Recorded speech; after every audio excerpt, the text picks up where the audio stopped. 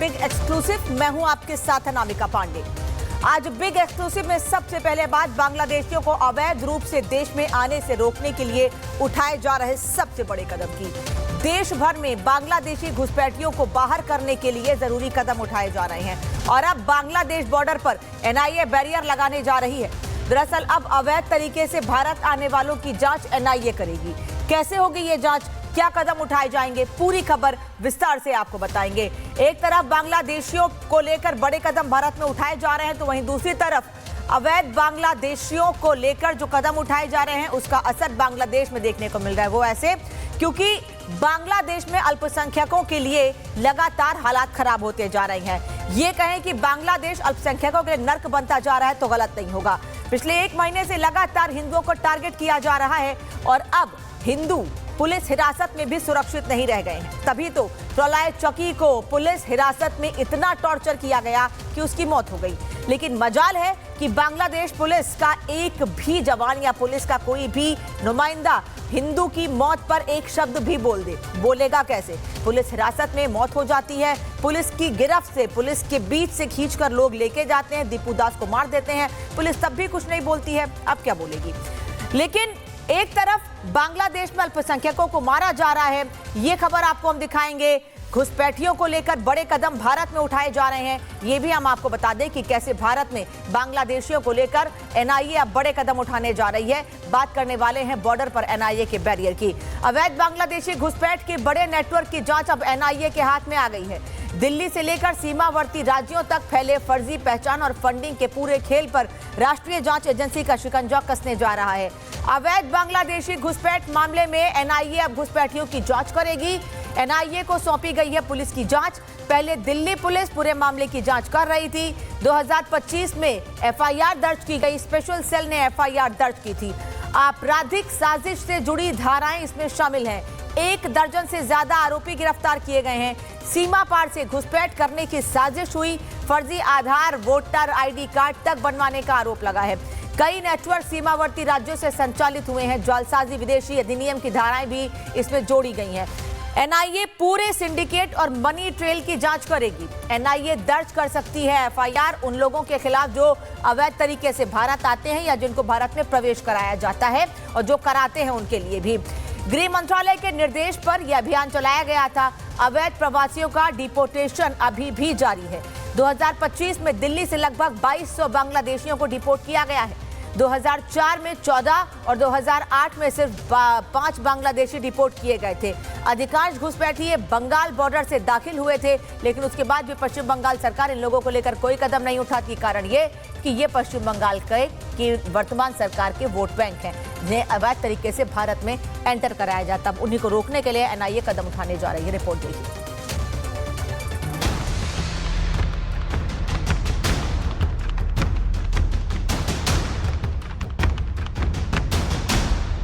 एक ऐसी मजबूत राष्ट्रीय ग्रिड बनाएंगे जो बंगाल से घुसपैठ को समाप्त कर देंगी। इंसान छोड़ दीजिए, परिंदा भी पैर नहीं मार पाए, इस प्रकार की एक मजबूत ग्रिड की रचना हम करेंगे। और न केवल घुसपैठ रोकेंगे, सारे घुसपैठियों को चुन चुन कर भारत के बाहर निकालने का काम भी भारतीय जनता पार्टी की बंगाल सरकार करेगी। देश की आंतरिक सुरक्षा से जुड़े एक बड़े मामले में गृह मंत्रालय के निर्देश पर एनआईए कमान संभालेगी। अवैध बांग्लादेशी घुसपैठ के इस केस की जांच पहले दिल्ली पुलिस की स्पेशल सेल कर रही थी, अब इसे एनआईए को ट्रांसफर कर दिया गया है। ये वही मामला है जिसमें स्पेशल सेल ने 1 दर्जन से ज्यादा आरोपियों को गिरफ्तार किया। सीमा पार से घुसपैठ की साजिश का खुलासा हुआ था। जांच में सामने आया था कि घुसपैठियों के लिए फर्जी आधार कार्ड और वोटर आईडी कार्ड तैयार कराई गई। और इतना ही नहीं, ये पूरा नेटवर्क सीमावर्ती राज्यों से ऑपरेट हो रहा था। अब एनआईए पूरे सिंडिकेट, फंडिंग और मनी ट्रेल और अंतर्राज्यीय लिंक की गहराई से जांच करेगी। जरूरत पड़ी तो एनआईए इस मामले में नई एफआईआर भी दर्ज कर सकती है। आंकड़ों के मुताबिक 2025 में दिल्ली से करीब 2200 बांग्लादेशी नागरिकों को डिपोर्ट किया गया, जबकि 2004 में सिर्फ 14 और 2008 में महज 5 बांग्लादेशी नागरिकों को डिपोर्ट किया गया था। जांच में ये भी बात सामने आई है कि अधिकांश घुसपैठिए बंगाल बॉर्डर के रास्ते भारत में दाखिल हुए थे। अब एनआईए की एंट्री के साथ अवैध घुसपैठ के इस पूरे खेल पर सबसे सख्त और निर्णायक कार्रवाई तय मानी जा रही है। ऑपरेशन घुसपैठिए अब सिर्फ जांच नहीं बल्कि सीधा एक्शन है। सीमा पार से आई साजिश, देश के भीतर बैठे मददगार और फर्जी पहचान के सहारे पलता पूरा सिंडिकेट, अब सब एनआईए के रडार पर है। ऑपरेशन घुसपैठिया के जरिए सरकार का संदेश और चेतावनी साफ है कि भारत में घुसपैठ की कोई जगह नहीं है और जो इस खेल में शामिल है उसके लिए कानून सबसे सख्त होगा। देश सुरक्षित रहेगा, घुसपैठ नहीं। घुसपैठ पर जीरो टॉलरेंस और दोषियों पर निर्णायक कार्रवाई तय है। और जतिन इस वक्त साथ में जुड़ रहे हैं। जतिन, दिल्ली से लेकर उत्तर प्रदेश हर जगह पर बड़े कदम उठाए जा रहे हैं। अवैध रूप से रह रहे बांग्लादेशियों को वापस उनके देश भेजा जा रहा है। एनआईए इस पूरे मामले में कैसे कदम उठाएगी, क्या जानकारी है? बिल्कुल, देखिए एनआईए इस पूरे मामले में 3 एंगल्स पर इन्वेस्टिगेट कर रही है। एक कॉन्स्पिरेसी, दूसरा बॉर्डर पे जितने भी सिंडिकेट एक्टिव है उनको लेकर इस पूरे मामले में इन्वेस्टिगेट किया जाएगा, और तीसरा मनी ट्रेल, किस तरीके से पैसों का इस्तेमाल इस इन्फिल्ट्रेशन के लिए साफ तौर पर किया जा रहा है। इस एंगल पर एनआईए की इन्वेस्टिगेशन रहने वाली है, क्योंकि स्पेशल सेल ने इस पूरे मामले को इन्वेस्टिगेट किया और इन्वेस्टिगेशन में पता लगा कि पश्चिम बंगाल और बांग्लादेश का जो बॉर्डर है वहां पर किस तरीके से एक नेक्सस है जो कि बांग्लादेश में बैठे लोगों के साथ मिलकर भारत में बांग्लादेशियों की घुसपैठ कराता है। ना सिर्फ घुसपैठ कराता है बल्कि उनके फर्जी दस्तावेज भी क्रिएट किए जाते हैं। इस तरीके से दिल्ली पुलिस की स्पेशल सेल ने तकरीबन 15 के आसपास लोगों को गिरफ्तार किया। जब एनआईए ने इस पूरे मामले को इन्वेस्टिगेट करना शुरू किया और गृह मंत्रालय को इस पूरे मामले की रिपोर्ट सौंपी गई, तब जाकर यह मामला एनआईए को ट्रांसफर किया गया और एनआईए इस पूरे मामले में अब नए तरीके से जो जांच है वो शुरू करेगी। जो 3 पॉइंट मैंने आपको बताया, इसमें सबसे महत्वपूर्ण पैसे का इन्वॉल्वमेंट, कैसे बांग्लादेश में बैठे लोग भारत के अंदर बॉर्डर्स पे नेक्सस को ऑपरेट कर रहे हैं और इन्फिल्ट्रेशन जो है वो साफ तौर पर करा रहे हैं। इस एंगल पर भी एनआईए की इन्वेस्टिगेशन रहने वाली है। और जो डाटा निकलकर सामने आया कि 2025 में महज दिल्ली से ही 2200 लोगों को डिपोर्ट किया गया, और आप अंदाजा लगाइए कि पूरे देश में इस तरीके का नेक्सस कितनी तरीके से फैला और कहां-कहां बांग्लादेशियों को बसाया गया, उनके जो दस्तावेज हैं वो क्रिएट किए गए। और यही कारण है कि एनआईए अब इस पूरे मामले को इन्वेस्टिगेट करेगी, उस नेक्सस को तोड़ने का काम किया जाएगा। साथ ही विदेशी धरती पर कौन-कौन से नेटवर्क इस तरीके के बने हुए हैं जो कि भारत विरोधी इस तरीके से इन्फिल्ट्रेशन करने में मदद कर रहे हैं, पैसों का इस्तेमाल वहां पर किस तरीके से किया जा रहा है, कौन सा हवाला नेटवर्क है। धन्यवाद जतिन आपका इस जानकारी के लिए। तो पूरे देश भर में बांग्लादेशियों को डिपोर्ट करने के लिए कदम उठाए जा रहे हैं। एनआईए इन लोगों को रोकने के लिए और भी बड़े कदम उठा रही है, जिससे कि अब भारत में एक भी बांग्लादेशी घुसपैठी ना रह पाए, खासतौर पर उनके लिए भी जो इन्हें अपना वोट बैंक मानते हैं। इधर बांग्लादेश में बांग्लादेशियों को भारत से बाहर भेजने के लिए बड़े कदम उठाए जा रहे हैं, तो वहीं दूसरी ओर बांग्लादेश में एक बार फिर हिंदू समुदाय के एक शख्स की मौत का मामला सामने आया है। मशहूर गायक और आवामी लीग के नेता प्रलय चौकी की पुलिस हिरासत में मौत हो गई है। इस घटना के बाद परिवार ने यूनुस सरकार पर लापरवाही का आरोप लगाया है और कहा है कि उन्हें हिंदू होने की सजा मिली है। वहीं 24 घंटे में बांग्लादेश में 2 हिंदुओं की मौत हुई है। 25 दिन में बांग्लादेश में 8 हिंदुओं की हत्या की गई है, जिसमें सबसे पहला मामला जिसने हर किसी को हिला के रख दिया था वो था दीपू चंद दास का। 18 दिसंबर को दीपू चंद दास की हत्या हुई। फिर अमृत मंडल 24 दिसंबर, ब्रजेंद्र विश्वास की 29 दिसंबर, खोकस दास की 3 जनवरी, राणा प्रताप बैरागी की 5 जनवरी, शरद चक्रवर्ती मणि की 5 जनवरी, मिथुन सरकार की 6 जनवरी और समीर कुमार दास की 12 जनवरी को हत्या कर दी गई थी। और अब 2 और मामले, 2 दिन के भीतर 2 और अल्पसंख्यकों को बांग्लादेश में मार दिया गया है। मार इसलिए दिया गया कह रहे हैं क्योंकि पुलिस हिरासत में प्रलय चौकी को इलाज नहीं दिया गया। परिवार कह रहा है कि ये मौत नहीं, सीधे सीधे हत्या है। रिपोर्ट देखिए।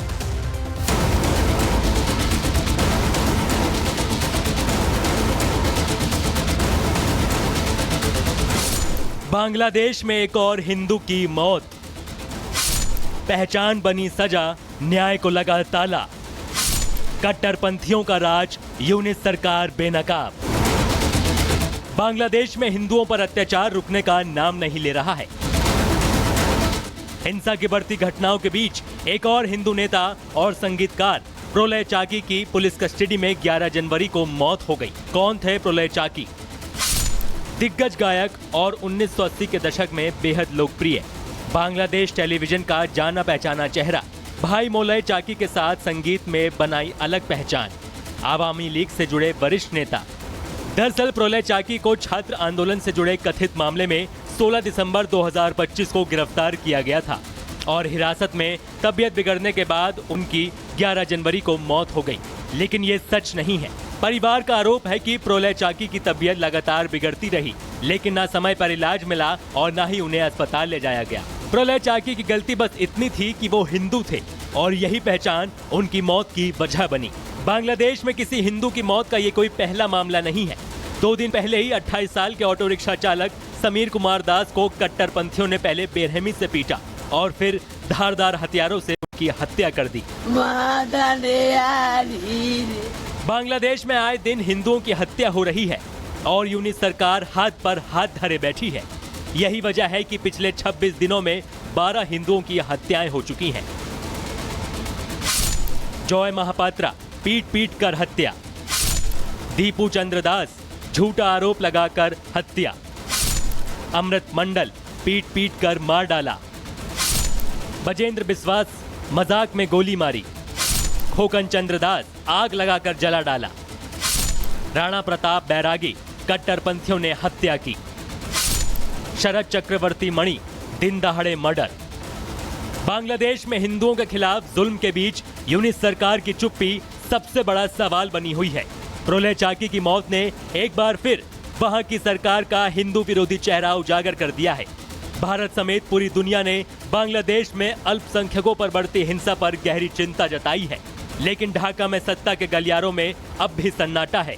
यूनिट सरकार की खामोशी चीख चीख कर बता रही है या तो वो असहाय है या फिर हिंदुओं के खून से बेपरवाह।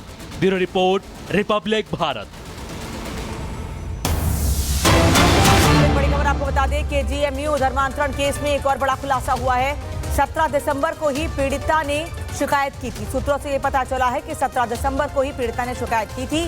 5 दिन तक एचओडी ने मामले को दबाए रखा। एफआईआर होने तक केजीएमयू ने कोई भी कार्रवाई नहीं की। केजीएमयू प्रशासन पर आरोपी को संरक्षण देने का शक है। सूत्र ये बता रहे हैं आरोपी के खिलाफ पहले भी शिकायतें आने का दावा किया जा रहा है, जिस पर केजीएमयू के बड़े अधिकारियों ने आंखें मूंद रखी थी और उसके बाद भी कोई कदम नहीं उठाया गया। तो केजीएमयू के प्रवक्ता एक तरफ कहते हैं कि पूरे केजीएमयू पर सवाल उठाना ठीक नहीं है, पूरे केजीएमयू को कटघरे में खड़ा करना सही नहीं है, लेकिन वहीं दूसरी ओर अब यह बात सामने आई है कि 17 दिसंबर को ही पीड़िता ने मामले में शिकायत की थी, लेकिन उसके बाद भी कोई कार्रवाई नहीं की गई थी। एचओडी ने पूरे मामले को दबा के रखा था। वो नहीं चाहते थे कि पूरा मामला खुलकर सामने आए, लेकिन पीड़िता ने ये पूरी जानकारी सबके सामने रखी, जिसके बाद सच सामने आया कि कैसे रमीज मलिक केजीएमयू में धर्मांतरण का खेल खेल रहा था। दिल्ली के पश्चिम बिहार इलाके में सोमवार देर रात एक जिम पर अज्ञात बाइक सवार बदमाशों ने ताबड़तोड़ फायरिंग कर दी। ये घटना पश्चिम बिहार स्थित आरके फिटनेस जिम में हुई है। अचानक चली गोलियों से पूरे इलाके में दहशत का माहौल बन गया। फायरिंग के दौरान जिम के शीशे टूट गए। हालांकि गनीमत रही कि इस वारदात में कोई भी हताहत नहीं हुआ। वहीं घटना को लेकर बड़ा दावा भी सामने आया है। लॉरेंस बिश्नोई गैंग से जुड़े रणदीप मलिक ने सोशल मीडिया पर पोस्ट कर इस फायरिंग की जिम्मेदारी ली है। पोस्ट में जिम मालिक रोहित खत्री का नाम लेते हुए धमकी दी गई है। अगली बार कॉल इग्नोर करने पर अंजाम और गंभीर होगा, ये धमकी दी गई है। तो सरेआम दिल्ली में एक जिम पर फायरिंग हुई और एक बड़ा नोट भी लिखा गया है, जिसमें यह साफ लिखा गया है कि अगली बार अगर इन बदमाशों की कॉल को इग्नोर किया गया तो परिणाम और भी गंभीर होंगे। हालांकि मामला अब पुलिस में है। देखना यह है कि पुलिस मामले में क्या कार्रवाई करती है। लॉरेंस गैंग ने इस फायरिंग की जिम्मेदारी ली है। वक्त हमारी मौजूदगी है RK fitness by Rohit Khatri Paschim Vihar, और यहाँ पर कल रात बताया जा रहा है कि करीब 11 बजे फायरिंग की गई है।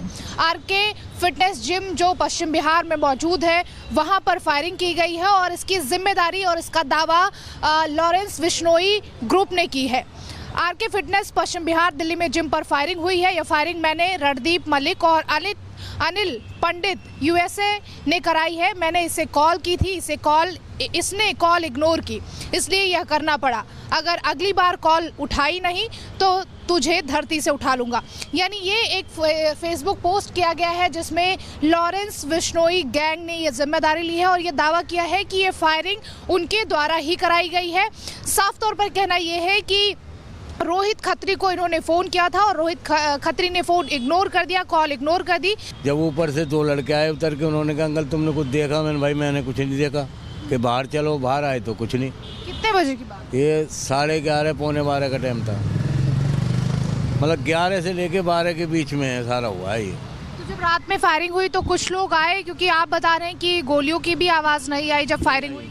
नहीं आई आवाज़, क्यों? मैं तो बाथरूम में था, अगर आई होगी तो ऊपर से ही लड़के आए थे, वो ही बता रहे थे। जो कह रहे कुछ देखा तुमने? मैंने नहीं। कह रहा कुछ आवाज़ आई है गोली की जी।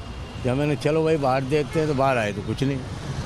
तो जी, यहाँ पर आप देखेंगे तो गोलियों का निशान साफ तौर पर देखने को मिल रहा है। आरके फिटनेस के नीचे जब आप देखेंगे ये शीशा लगा हुआ है और शीशे पे गोली का निशान है। हालांकि पुलिस यहाँ पर जांच पड़ताल कर रही है और आगे की जांच करती हुई नज़र आ रही है। देखना ये होगा कि आखिर ये जो दावा किया गया है फेसबुक पर वो सच है या गलत है, या किसने फायरिंग की है इस आरके फिटनेस जिम पर। कैमरा पर्सन इरफान के साथ काजल सिंह, रिपब्लिक भारत। और हैदराबाद से बड़ी खबर आ रही है जहां एक प्लास्टिक फैक्ट्री में आग लगी है, भीषण आग लगी है। राजेंद्र नगर में प्लास्टिक रिसाइकलिंग यूनिट में भीषण आग लग गई है। हैदराबाद में प्लास्टिक फैक्ट्री में भीषण आग लगी है, रिसाइकलिंग यूनिट में आग लगी है। आसमान में ऊंची ऊंची लपटें और धुएं के घने गुबार उठते देखे गए हैं, जिससे स्थानीय लोगों में दहशत फैल गई है। हैदराबाद में फैक्ट्री में ये आग लगी है। बता दें आपको कि प्लास्टिक फैक्ट्री में आग लगी है। तस्वीर इस वक्त आप देख रहे हैं, वहां मौजूद लोगों ने मोबाइल से ये तस्वीरें अपने कैमरे में कैद की हैं, जहां पर ये आग लगी है। रिसाइकिल यूनिट में ये आग लगी है, प्लास्टिक फैक्ट्री में ये आग लगी है। कारण क्या है अभी तक इसका पता नहीं चल पाया है, लेकिन तस्वीर आप देखिए कि धुआं कितनी ऊपर तक उठ रहा है। हालांकि आसपास पूरा खाली इलाका है, ऐसे में आसपास कहीं कोई नुकसान की आशंका नहीं जताई जा रही है, लेकिन जिस जगह पर ये आग लगी है वहां पर कितना सामान रखा था उससे ये अंदाजा लगाया जा सकता है। उसका अंदाजा इस आग को देख के लगाया जा सकता है कि कितनी ज्यादा ये आग है, कैसे धुएं का गुबार उठ रहा है। बाहर मौजूद लोग भी इसको देख रहे हैं, समझ में नहीं आ रहा है लोगों को कि आखिर आग लगने का कारण क्या है। ये तस्वीर आपको 2 तस्वीरें दिखा रहे हैं। हैदराबाद में फैक्ट्री में आग लगी है, कारण क्या है अभी पता नहीं चल पाया है। आग लगने का कारण क्या है अभी पता नहीं चल पाया है। आग लगने के कारणों की जांच की जा रही है, लेकिन सबसे बड़ा सवाल यही है कि किस वजह से ये आग लगी। हालांकि नुकसान आसपास कहीं होने की कोई आशंका नहीं है। दिल्ली के नरेला बोरगढ़ इंडस्ट्रियल एरिया में एक प्लास्टिक फैक्ट्री में आग लगी है। दमकल की कई गाड़ियां मौके पर मौजूद हैं। हैदराबाद के बाद आपको दिल्ली की तस्वीर दिखा रहे हैं। यहां पर भी एक प्लास्टिक फैक्ट्री में आग लगी। दिल्ली के नरेला में प्लास्टिक की फैक्ट्री में आग लगी है। ऊपर की तरफ आग लगी हुई है, आप देख रहे हैं धुआं कितना ज्यादा उठ रहा है। ऊपर के हिस्से में आग लगी है, नीचे मौजूद लोग आग पर काबू पाने की कोशिश कर रहे हैं। दमकल विभाग की गाड़ियां मौके पर मौजूद हैं, जो आग पर काबू पाने के लगातार प्रयास कर रही हैं। बढ़ते हैं आगे। हरियाणा के फरीदाबाद में चलती कार अचानक धू-धू कर जल उठी, तो दूसरी तरफ बिहार के भागलपुर का एक गांव जहां भीषण आग लग गई। दोनों ही घटनाओं में गनीमत ये रही कि कोई जान का नुकसान नहीं हुआ।